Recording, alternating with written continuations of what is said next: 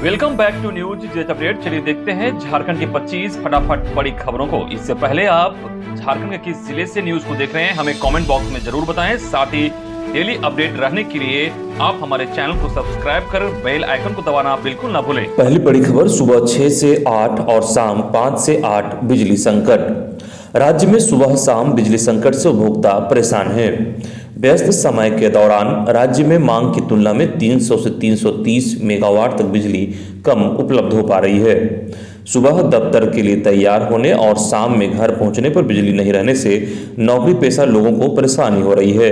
इधर JVVNL प्रबंधन की ओर से कहा गया है कि जल्द ही बिजली की समस्या दूर कर ली जाएगी।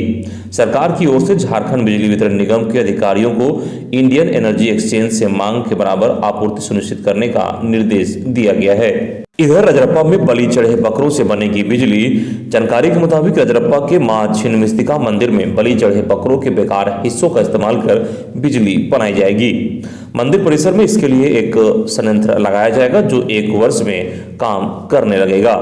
भैरवी और दामोदर के संगम पर स्थित रजरप्पा मंदिर देश विदेश में एक सिद्ध पीठ के रूप में ख्यात है।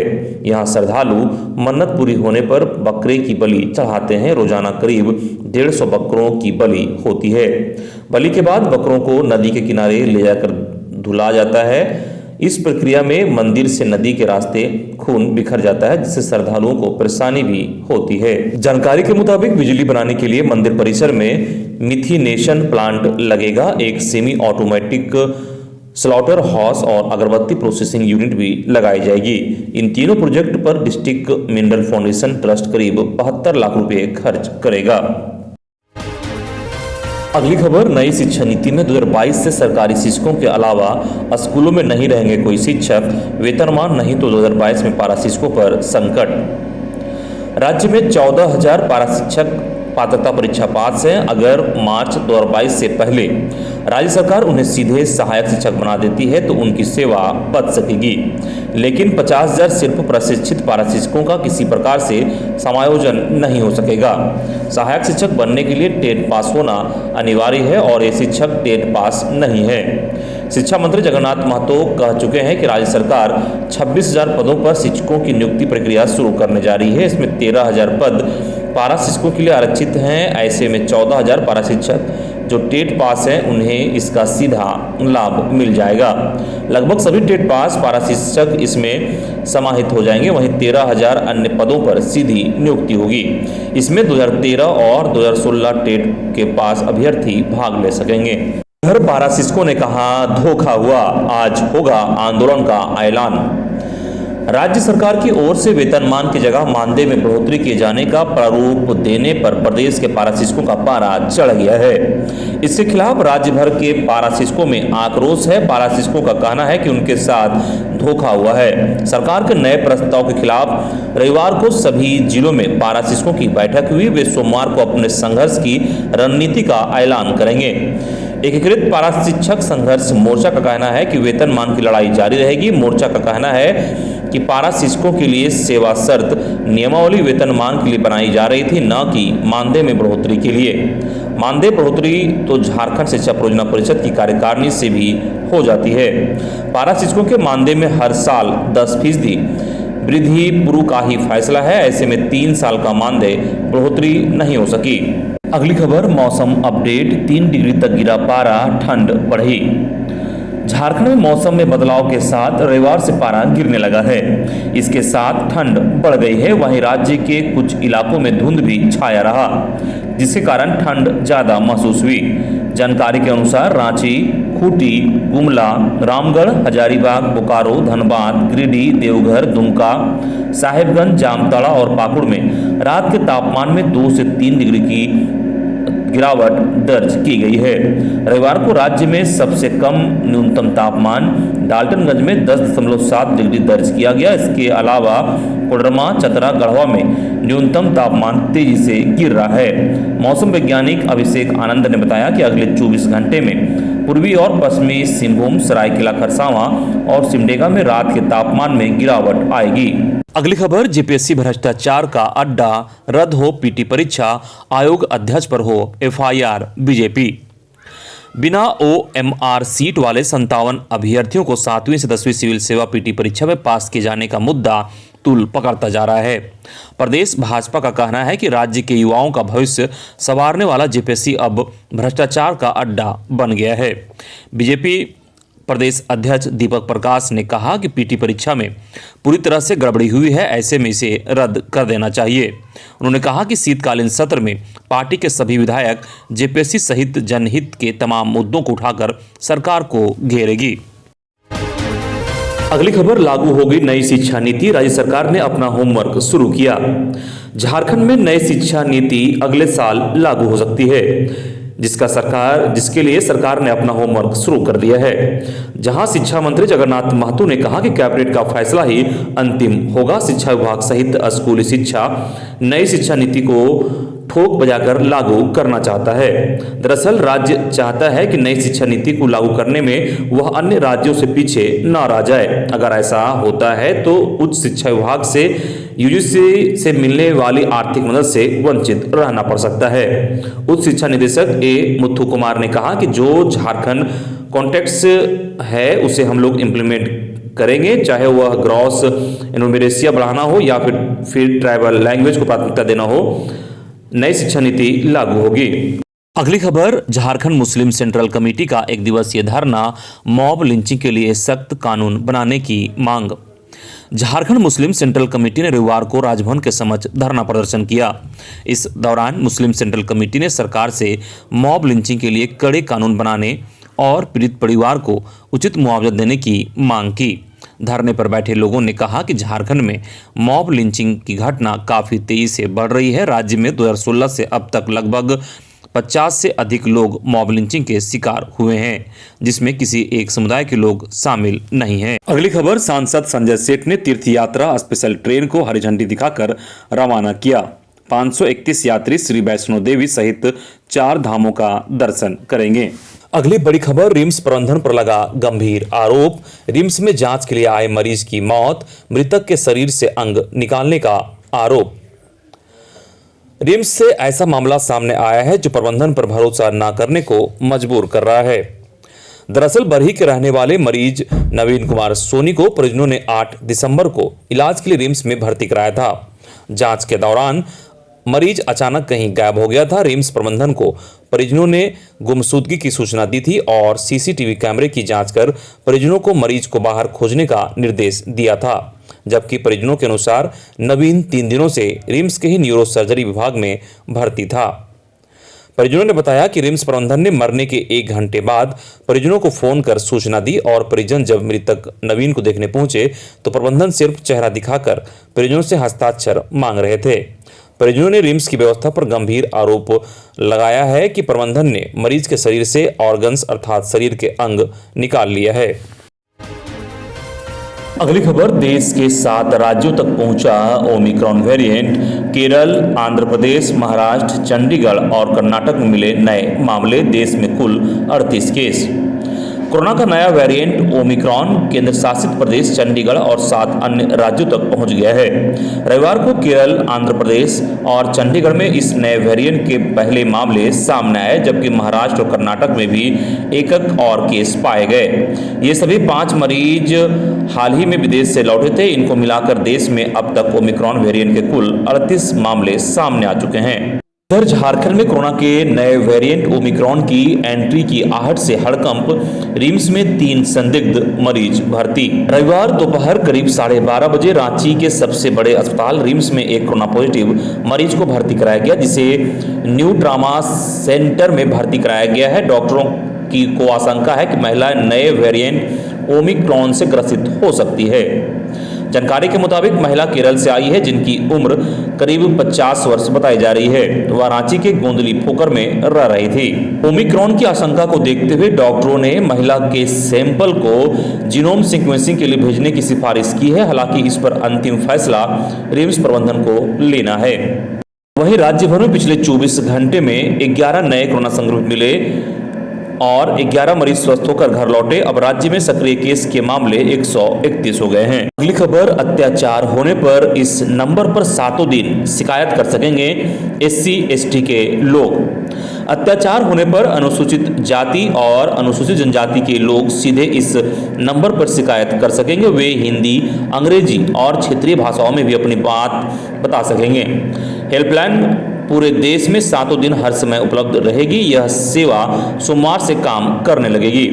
सामाजिक न्याय और आधिकारिक मंत्रालय अनुसूचित जाति का उपयुक्त कार्यान्वयन सुनिश्चित करने के उद्देश्य से 13 दिसंबर 2021 को अत्याचारों के विरुद्ध राष्ट्रीय हेल्पलाइन नंबर का शुभारंभ होगा।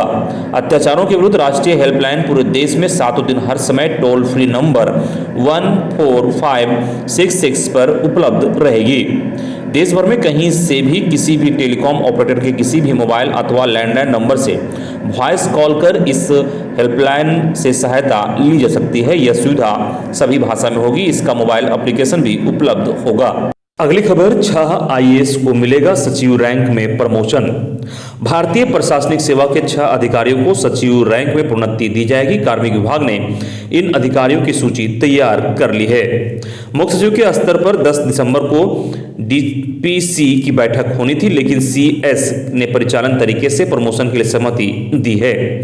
यानी फाइल में DPC के सदस्यों, मुख्य सचिव, विकास आयुक्त, राजस्व परिषद के सदस्य व कार्मिक सचिव की सहमति ली जाएगी। 6 अधिकारियों में 4 प्रोमोटी IAS हैं और 2 अधिकारी नियमित IAS हैं।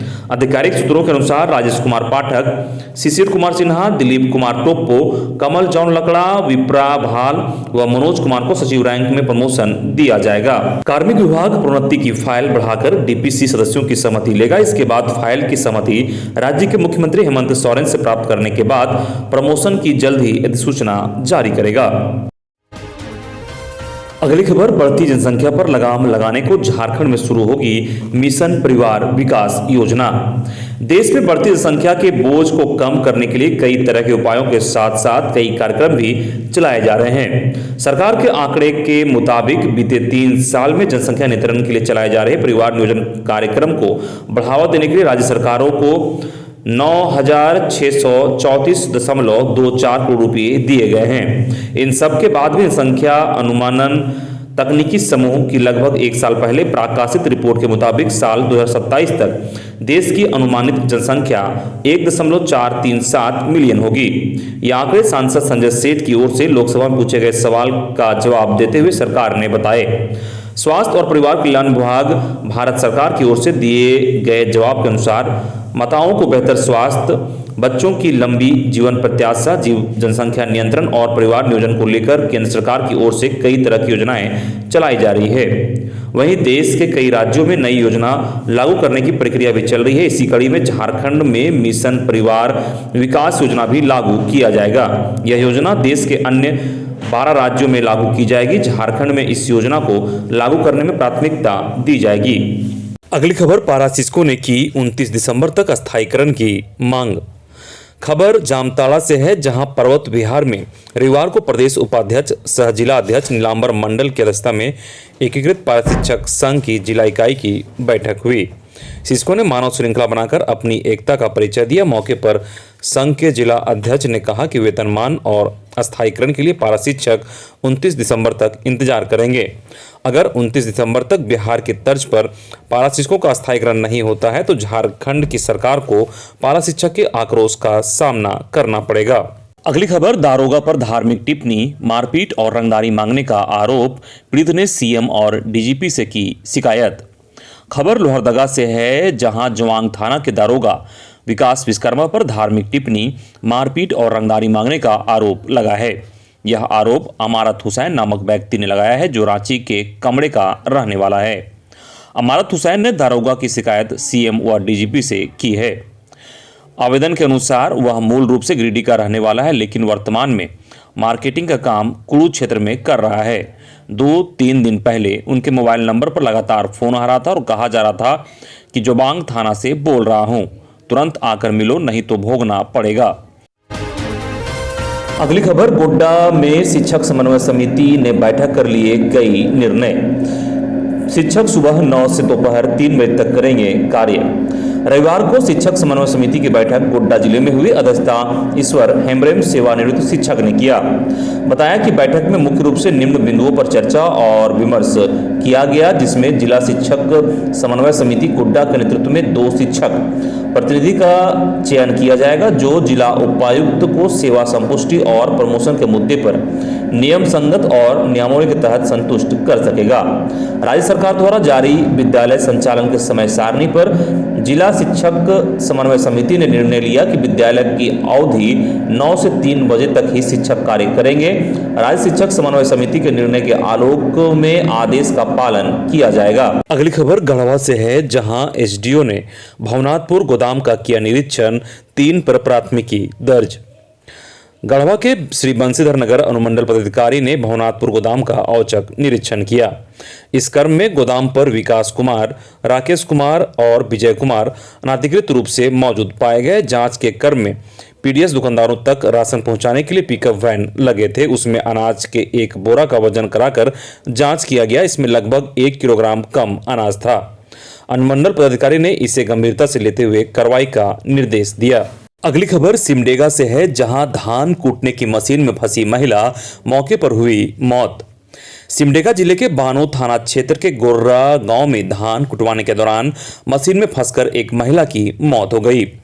बताया जा रहा है कि धान कुटवाने के दौरान गांव की ही 65 वर्षीय सलानी हेम्ब्रोम नामक महिला मशीन के नीचे से भूसा निकाल रही थी। इसी दौरान मशीन में उसका कपड़ा फंस गया, जिससे महिला मशीन में फंस गई। महिला के सिर में भारी चोट लगी और घटनास्थल में ही उसकी मौत हो गई। अगली खबर गिरिडीह में अज्ञात अपराधियों ने दवा दुकानदार और हिंदी दैनिक अखबार के पत्रकार को मारी गोली। खबर के अनुसार बिरली थाना इलाके के घुरान गांव में रविवार देर शाम अपराधियों ने दुकान में घुसकर 30 दवा दुकानदार सुनील वर्मा को गोली मार दी। घटना शाम 6 बजे की बताई जा रही है। घटना के बाद स्थानीय लोगों ने जख्मी हाल में सुनील वर्मा को इलाज के लिए अस्पताल में भर्ती करवाया है, जहां दवा दुकानदार की हालत गंभीर बनी हुई है। पुलिस मामले की जांच कर रही है। इधर देवघर में हल्दीराम कंपनी के नाम पर ठगी करने वाले 5 साइबर अपराधी गिरफ्तार, 14 मोबाइल फोन और 2 पासबुक बरामद। देवघर जिले के साइबर थाना की पुलिस ने हल्दीराम कंपनी के नाम पर ठगी करने वाले 5 साइबर अपराधियों को गिरफ्तार किया है। रविवार को इस बाबत जानकारी देते हुए साइबर थाना के प्रभारी सुधीर पोद्दार ने बताया कि साइबर थाना की पुलिस ने सारठ थाना क्षेत्र के पिंडारी खागा, थाना क्षेत्र के रघुनाथपुर और बुरई थाना क्षेत्र के झुलुआ गांव से 5 साइबर अपराधियों को गिरफ्तार किया है। गिरफ्तार साइबर अपराधियों के पास से 14 mobile phone, 15 SIM card, 2 passbook और 6 एटीएम कार्ड बरामद किए गए हैं। गिरफ्तार अपराधियों में 35 वर्षीय अजमल शेख, 25 वर्षीय नरूल इस्लाम शेख, 19 वर्षीय साकिर अंसारी, 42 वर्षीय शमसुल मियां और 30 वर्षीय असलम अंसारी का नाम शामिल है। अगली खबर चतरा में पॉक्सो एक्ट के 3 व कुर्की का 1 आरोपी गिरफ्तार।